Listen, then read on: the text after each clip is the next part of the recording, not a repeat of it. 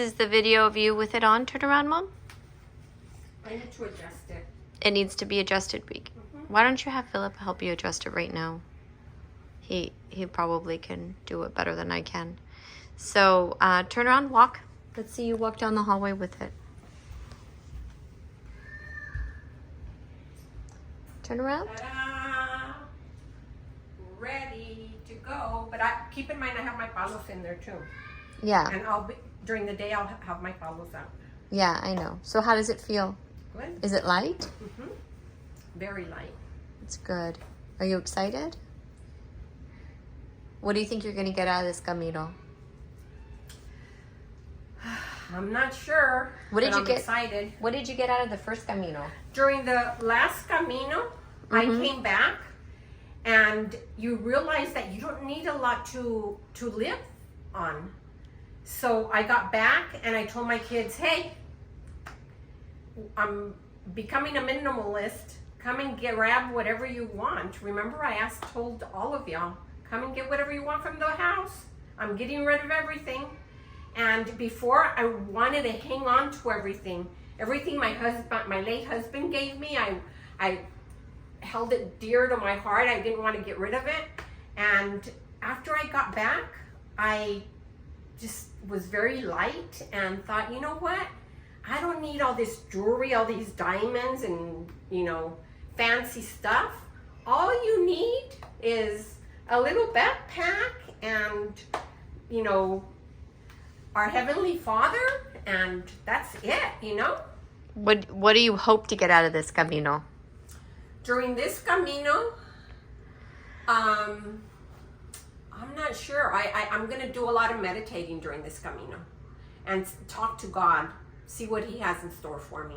I think once I reach Santiago of Compostela, I will know, what His message is, hopefully. But nowadays, I live a very simple life. I gave up my huge house. Now my son lives there. But I live in a trailer home and I don't care. I love it. I don't have to keep up with the Joneses. I know who I am, and that's what counts. I don't have to please anyone. I don't have to, wear my contacts all the time like I used to. Now, most of the time I'm wearing glasses. There are times I wear my contacts. But,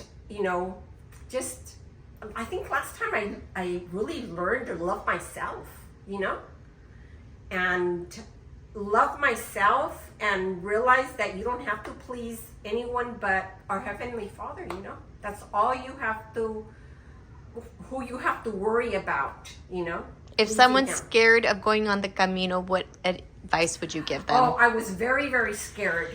Very, very scared. The first time? The first time, yes. Why? Why were you scared? Because my daughter Destiny was supposed to do it with me, and 2 or 3 days before, she said she had to stay back and study for a test because she was in medical school. Now she's a doctor, but back then she was in medical school, and I was going on my own. And my daughter, and actually all my daughters were egging me on. Go, you could do it, Mom. You were a general manager. You ran a 210 room property, full service property. You could do it. And I was kind of afraid because I had traveled a lot, but traveling abroad and not knowing anyone and staying in albergues, hostels, with people that you don't know, sleeping on bunk beds with people you don't know. You're kind of hesitant and afraid. But the first day you get there, you start meeting so many people and everybody's so nice and everyone's willing to share. And, you meet a lot of very nice people. I have a lot of good memories of my Camino. Actually, after my Camino, I took off with 3 young kids to Porto for a week. And one of the young girls was from Paris, And I flew back with her to Paris, spent the night at her house, and then she took me to the airport, and I came back home. But you network, you meet a lot of people. By the time you get back, you have a bunch of people on Facebook that you met.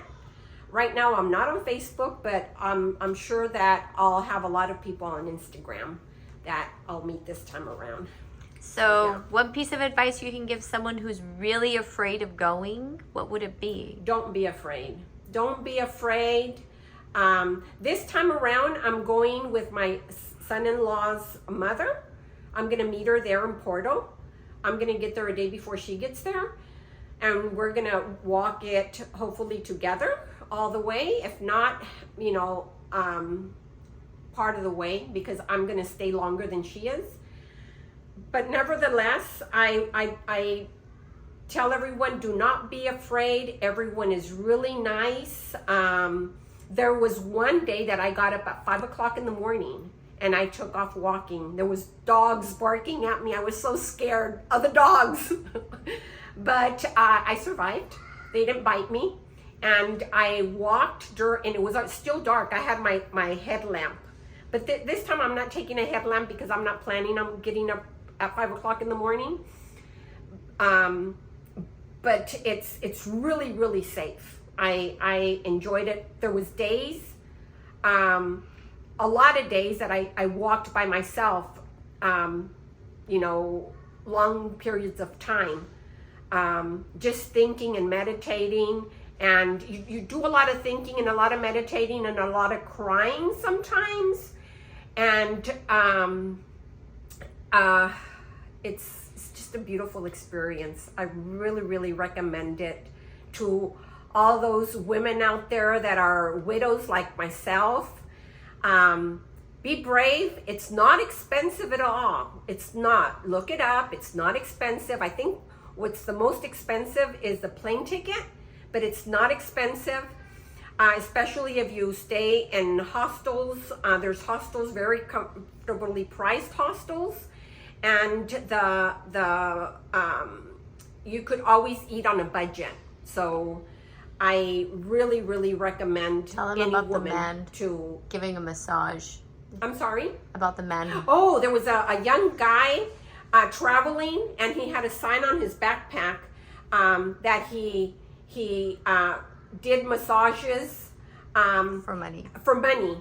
And that's how he was paying for his trip.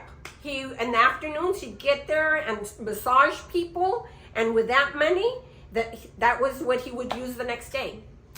And tell them about your foot, how you, right before the trip, you couldn't walk on a foot and you were... Oh, I had neuroma on one of my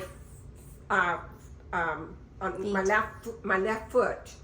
And I thought I wasn't going to make it because every shoe that was enclosed, that neuroma really hurt a lot. But you got surgery. And I had surgery, and recovered. And I recovered, and I was able to walk it. And right now, it's not giving me any problems, thank God. And I'll be able to walk it again. So for women out there, or men out there who have conditions and they're scared of surgery or the impediments, to not be, right? Oh, don't be.